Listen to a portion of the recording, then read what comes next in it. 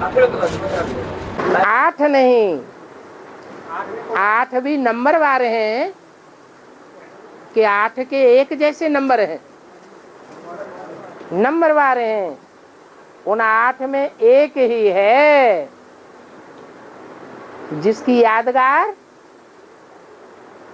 मोर का पंख दिखाते हैं। और दसवीं को पार्वतीपुर देवी का क्यों कहते हैं? दसवीं को पार्वतीपुर देवी क्यों कहते हैं? ज्ञानेंद्रियों की देवी नहीं है, कर्म का देवी। अच्छे कर्म करती है कर्मेंद्रियों से या विविचार का कर्म करती है? जो अविचार है वो अच्छा कर्म है और विविचार वैश्या का कर्म है। लक्ष्मी वैश्या का कर्म नहीं करती, वो चंडिका देवी नहीं बनती है। अपने इंद्रिय को सतयुग में भी पवित्र रखती है और कलयुग में भी पवित्र रखती है, विविचारिणी नहीं बनती है। भले द्वापर कलयुग दुनिया में तैरता है, लेकिन लक्ष्मी कर्मेंद्रियों से पतित नहीं बनती है। हाँ, वैज्ञानिक ईश्वर होना देखिए ठीक है और जगह ईश्वर का नाम है, ईश्वर का नाम वो भी है ना। क्या बोला? ईश्वर का नाम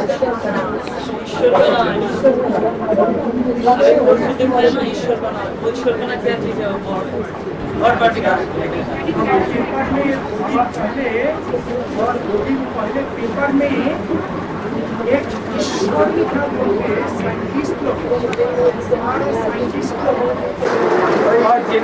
फिर ये तेज कर दिया पंखा। प्रोटॉन और इलेक्ट्रॉन वैज्ञानिकों ने प्रयोग किया, इसके बारे में क्या प्रयोग किया? 27 किलोमीटर सुरंग बनाया था।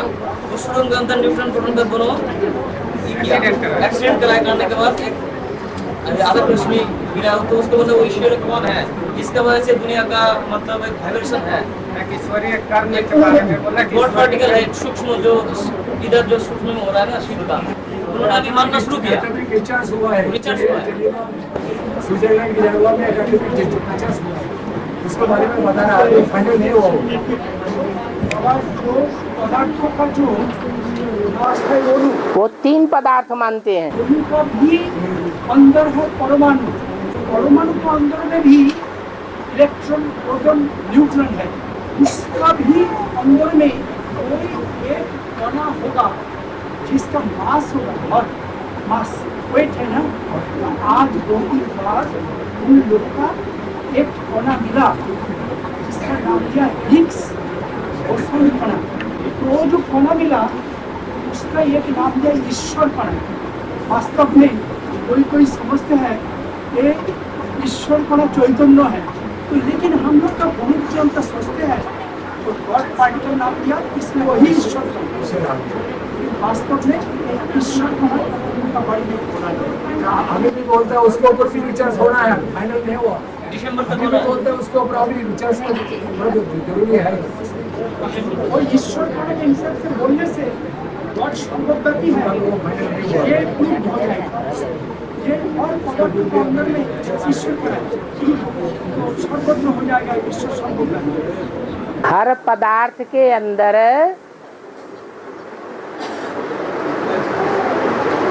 दुनिया में जो भी कण कण है, छोटे से छोटा कण है, या कोई पत्थर है, या कोई पेड़ है, या कोई पौधा है, या कोई कीटाणु है, या कोई पशु है, या पक्षी है, या मनुष्य है, हर एक में आत्मा है। और वो आत्मा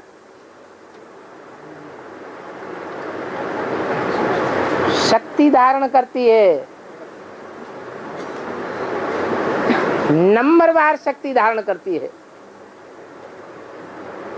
लेकिन किससे शक्ति धारण करती है ये कोई बताए। तो ढूंढते ही रहेंगे, जिससे वो शक्ति धारण की जाती है वो ही शिव है, वो जनरेटर है, जिससे ये पेड़ पौधे सब चार्ज हो जाते हैं। परंतु वो जड़त्वमयी आत्माएं हैं, वो चैतन्य आत्माएं नहीं है। चैतन्य आत्मा सिर्फ मनुष्य है, और मनुष्यों में भी नंबरवार चैतन्य और नंबरवार जड़त्वमयी है।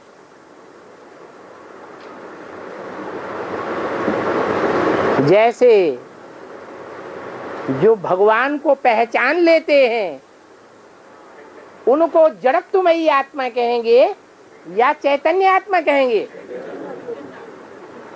चैतन्य आत्मा कहेंगे। और जो भगवान को पहचान करके भी भूल जाते हैं, पहचान करके भी त्याग देते हैं, ग्लानि करने लग पड़ते हैं,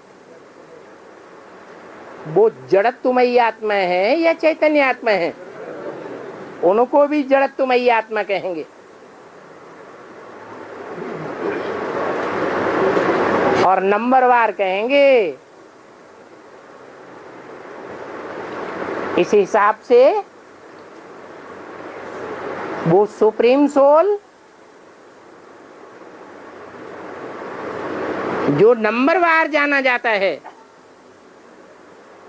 नंबरवार पहचाना जाता है, उन पहचानने वालों में कोई एक ऐसा है कि पहचानने के बाद कभी भी अनिश्चय बुद्धि में नहीं आता।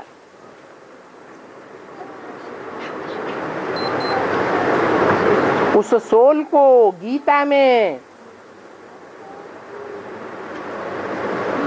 परम ब्रह्म बोला है, जो परम पद पाने वाला है वो परम पद विष्णु पद है। इसलिए 3 प्रकार की आत्माएं बताई हैं। एक भोगी और एक अभोक्ता।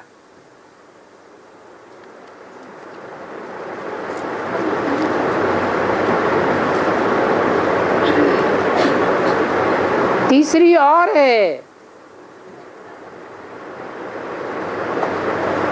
जो भोगी होते हुए भी अभोक्ता की स्टेज में स्थिर हो जाती है, वो है विष्णु, जिसके लिए गायन है आनंदम मंगलम भगवान विष्णु, जिसके लिए मुरली में बोला है मैं तो सिर्फ ब्रह्मांड का मालिक बनता हूं और तुम तो त्रिलोकीनाथ बनते हो। ब्रह्मांड के भी मालिक हो, अर्थात शांति धाम के भी मालिक हो, सुख धाम के भी मालिक हो और दुख धाम के भी मालिक हो। इसीलिए बोला है मुरली में कि स्वर्ग की दुनिया मेरी है तो नरक की मेरी नहीं है क्या? नरक और स्वर्ग की जो भी दुनिया है, उन दोनों प्रकार की दुनिया में हीरो पार्टधारी एक ही है या 2 हैं? एक ही है। तो वो ही परम पदधारी विष्णु है।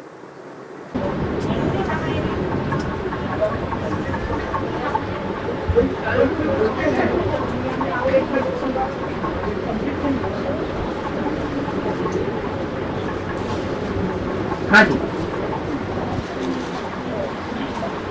बोलते हैं कि सुनाई हमने सुना कि ये समाज में पुत्रों को पुत्र हो सकता है, लेकिन माता को भी कुमाता नहीं हो सकता है। हाँ लेकिन हमने तो पेपर में कितना माताओं को व्यभिचारी माता और कुमाता देखने में आते हैं। हाँ। इसका सच्चाई क्या है?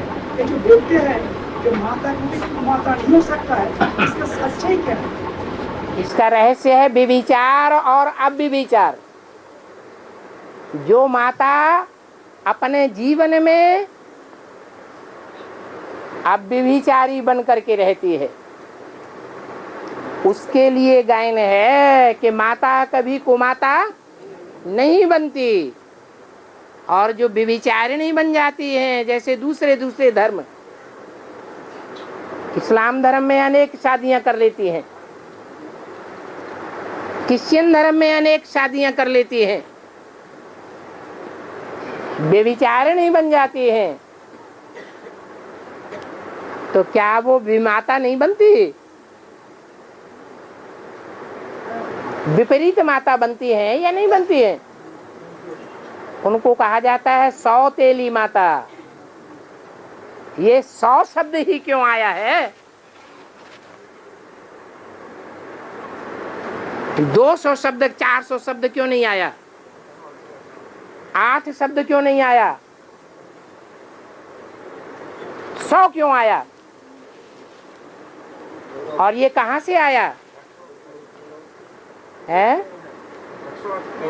ये 108 की जो माला बनती है, उस माला में जो सूर्यवंशी है उनके लिए दिखाया है 8 और बाकी रहे 100।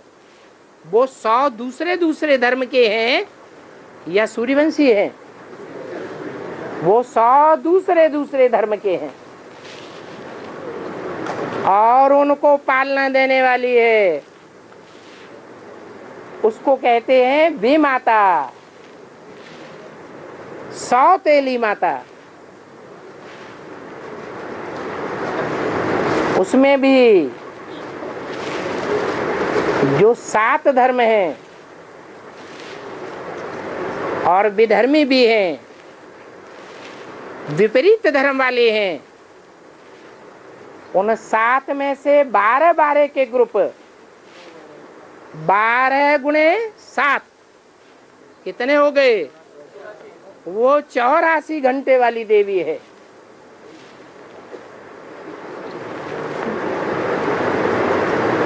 वो घंट बजने वाले हैं।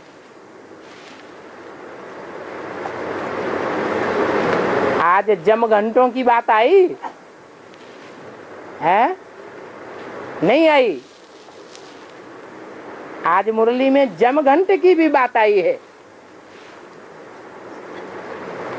बहुत त्रास देते हैं।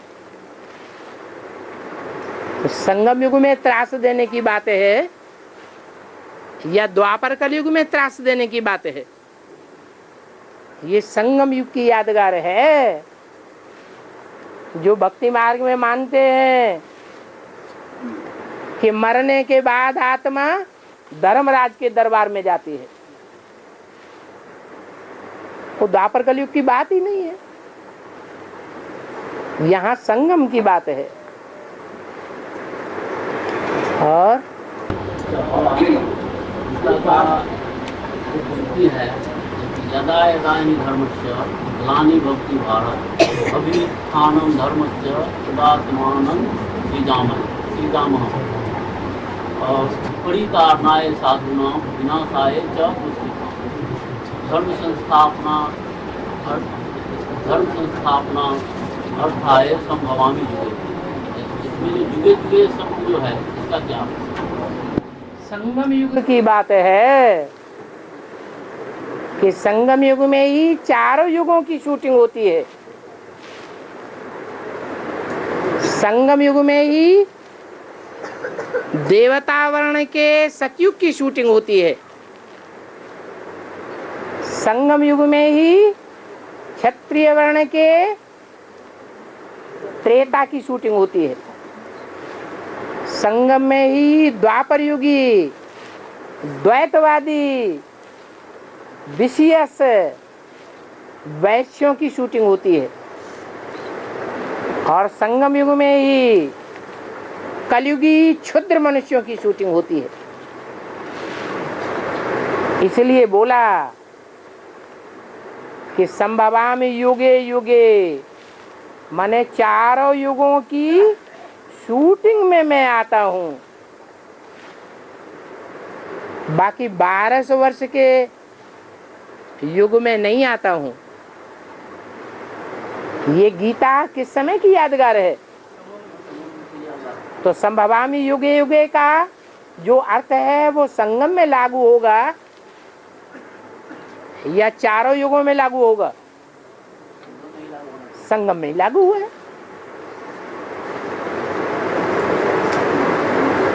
और बारह जो राशि बताया उसमें बताया था 4 स्थापना करी, 4 पालना करी, 4 विनाश करी। तो कौन सा राशि 4 स्थापना करी, 4 पालना करी, 4 विनाश करी? जो ज्यादा ताकतवर हैं वही ब्रह्मा से विष्णु बनते हैं।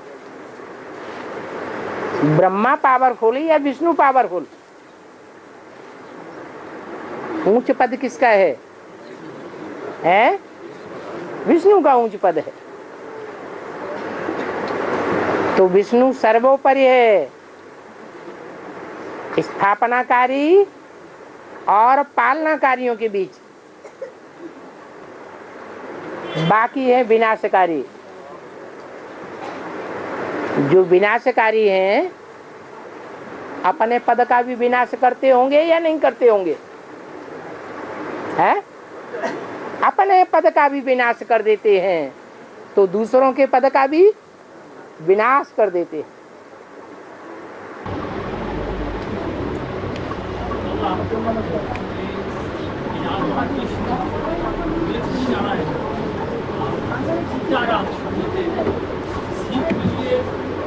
पहले नहीं आता है शिव जिसका बोलते हैं। लक्ष्मी नारायण और सीताराम, सीताराम के बीच में सीता को पहले, सीताराम के बीच में लक्ष्मी को पहले। लेकिन शिव दुर्गा के बीच में दुर्गा क्यों नहीं पहले? दुर्गा क्यों नहीं पहले शिव दुर्गा के बीच में? नाम लिया जाता है तो पहले सीताराम, पहले सीता को बोला जाता है, फिर राम को। इसी तरह लक्ष्मी नारायण, पहले लक्ष्मी, फिर नारायण, फिर नारायण, पहले राधा, फिर कृष्ण। शिव जी के बारे में पूछ रहे हैं कि पहले शिव भी क्यों बोला जाता है, दुर्गा शिव क्यों नहीं बोला जाता? इसलिए बोला जाता है कि राम के साथ सीता ये दोनों भगवान हैं या देवता हैं। ऐसे ही राधा और कृष्ण ये दोनों देवताएं हैं या भगवान हैं। ऐसे ही लक्ष्मी और नारायण, ये लक्ष्मी नारायण बनने वाले देवता हैं या बनाने वाला भगवान है। और शिव, शिव तो बनाने वाला भगवान है। तो बनाने वाला ऊंचा या बनने वाले देवी देवताएं ऊंचे? बनाने वाला ऊंचा होता है। भगवान हम कण कण में है, तो हमारे सारे दुनिया में बहुत बड़ा ज्ञान है तुम्हारे अंदर। अभी आपने बताया ना कि शिव, कण कण में भगवान है, हमने बताया। अभी आप बताए कि शिव जी हमारे जैसे पाठधारी है। शिव हमारे जैसा पाठधारी है। शिव बाप भी दुनिया में हम जैसे पाठ बजाते हैं। शिव बाप हमारे जैसा पाठ बजाते हैं। अरे हम पावन भी बनते हैं, हम पतित भी बनते हैं। और शिव तो हमारे जैसा पाठ हुआ। दुनिया में पाठ इस दुनिया में ही, इस दुनिया में आकर के शिव हमारी तरह पतित और पावन बनता है क्या? नहीं। ये किसने बोला? हम तो नहीं बताया कभी भी। अरे ये रिकॉर्डिंग हो रही है, दोबारा पढ़ लेना, सुन लेना। कोई भूत तो नहीं घुस गया था अंदर, उल्टा सुन लिया। हाँ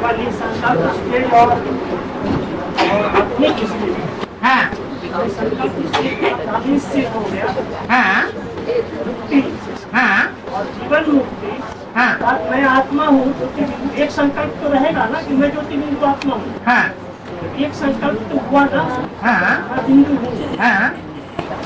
ये संकल्प को कैसे कहें? किसको? मैं ज्योति बिंदु आत्मा हूँ, हाँ। इसमें एक संकल्प तो है कि मैं हूँ। परम धाम में मैं ज्योति बिंदु आत्मा हूँ, ये संकल्प मात्र भी रहेगा क्या? वहां तो आत्माएं जड़वत हैं और नई दुनिया में जड़वत नहीं होंगी, चैतन्य होंगी। पार्ट इस दुनिया में बजाया जाता है, परम धाम में कोई पार्ट नहीं चलता है। तो परम धाम की स्टेज अलग है। जैसे मनुष्य सोता है एक अवस्था, मनुष्य स्वप्न में जाता है दूसरी अवस्था, और मनुष्य जागृत हो जाता है तीसरी अवस्था। ऐसे ही आत्मा की ये तीन अवस्थाएं हैं। एक है परम धाम में पहुंचने के बाद सुषुप्त अवस्था, दूसरी है इस दुनिया में आने के बाद स्वप्नवत अवस्था। वो स्वर्ग की दुनिया सपना हो गई या प्रैक्टिकल में है सपना हो गई। और अभी है ज्ञान की जागृत अवस्था। ये ज्ञान की जागृत अवस्था सतयुग में नहीं होती है। वहां जागृत होते हैं क्या? ज्ञानी होते हैं देवताएं या अज्ञानी होते हैं? क्या कहेंगे? बुद्धू कहेंगे। और देहो भान और देहो अभिमान, देहो भान और देहो अभिमान, इन दोनों में फर्क क्या है? एक ही बात है। देहो अभिमान, देह का अभिमान, अहंकार, और देह का भान माने याद है कि मैं देह हूं, एक ही बात होगी। और बाबा हम खेला मूली के अनुसार 2 या 3 महीने को कहते हैं। तो खट्टी में जब गए थे तो 2 से 3 बजे तक वहाँ योग होता। घर में 2 बजे से उठ के 3 बजे तक योग करके फिर सो जाते हैं। तो आप ही सो जाते हैं या जितने हैं वो सब सो जाते हैं? अरे वो आपकी ही बात है या सबकी बात है? हाँ, आप अपनी बात बता रहे हैं। कोई ऐसा भी होगा जो अपनी बात बताएगा कि हम 2 से और जब तक सूरज निकलता है तब तक हम कभी जागते ही नहीं।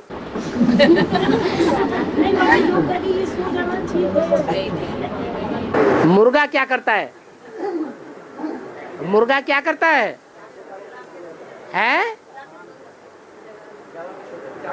जागता है और सबको जगाता जाता है।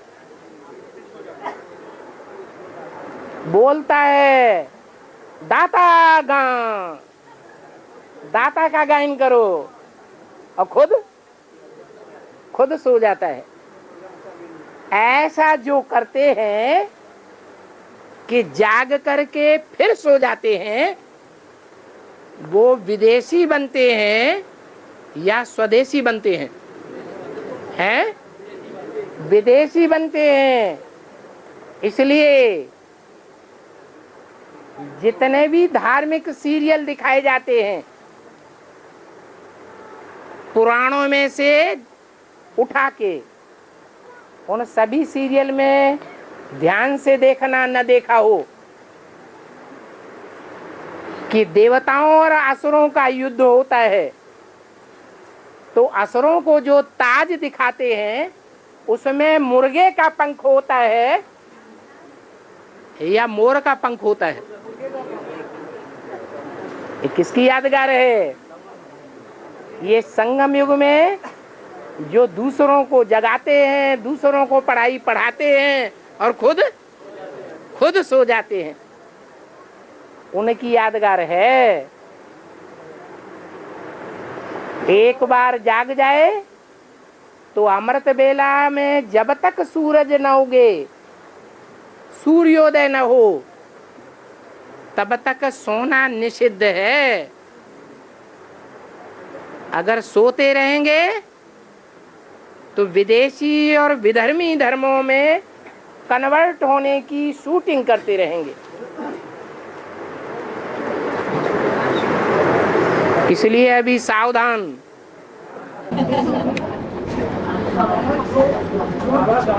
सो जाते हैं तो विदेशी विधोर भी पड़ेगा, और जो जागते ही नहीं, सोते ही रहते हैं, वो तो गए काम से।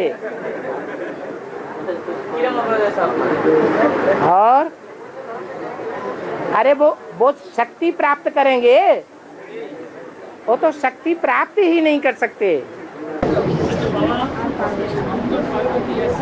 हैं?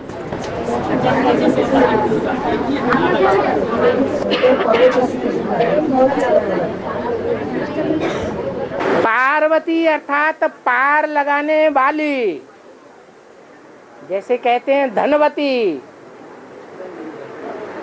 धन वाली, धनवान, धन वाला, ऐसे ही पार्वती अर्थात पार लगाने वाली। और वो सिर्फ दुर्गा है। क्या? दुर्गुणों को दूर करने वाली, विनाश करने वाली। दुनिया में दुर्गुणी ज्यादा हैं या सद्गुणी ज्यादा हैं? दुर्गुणी है ज्यादा असुर, और सद्गुणी है देवात्माएं बहुत थोड़ी। तो दुर्गा का काम देव आत्माओं में चलता है या आसुरी आत्माओं में चलता है? जो दुर्गा है वो ही अंत में तमो प्रधान बनती है तो महाकाली बनती है, और महाकाली बन करके जो भी दुर्गुणी असुर हैं, विदेशी विधर्मी धर्मों में कन्वर्ट होने वाले हैं, उनके दुर्गुणों का क्या करती है? विनाश। सबसे बड़ा दुर्गुण कौन सा है? काम विकार नहीं। काम विकार तो सारी सृष्टि में सभी होते हैं। देवताएं काम विकारी नहीं होते हैं? देवताएं भी कामी होते हैं, लेकिन फर्क क्या है? हाँ, देवताएं अव्यभिचारी होते हैं और असुर अनेक शादियां करने वाले व्यभिचारी होते हैं। ये अंतर है। अभी शूटिंग हो रही है। वो जो दुर्गुणी हैं उनका विनाश करने के लिए महाकाली का पार्ट नुधा हुआ है। सबसे पहले ज्यादा बड़ा दुर्गुण तो बताया नहीं आपने। है बड़ा दुर्गुण है व्यभिचारी बनना। इस्लामी ज्यादा दुर्गुणी है या सन्यासी और आर्य समाजी ज्यादा दुर्गुणी है? इस्लामी ज्यादा दुर्गुणी है। क्यों? क्योंकि सबसे जास्ती व्यभिचारी भी वही बनते हैं। और जब तक पूछते रहेंगे तब तक पढ़ने की क्या दरकार है, उसमें डबल टाइम लगता है। पहले पढ़ो, फिर समझो, फिर उसका है जवाब दो। हाँ, मोर पक्षी सबसे बड़ा पवित्र है, लेकिन मांसाहारी क्यों है?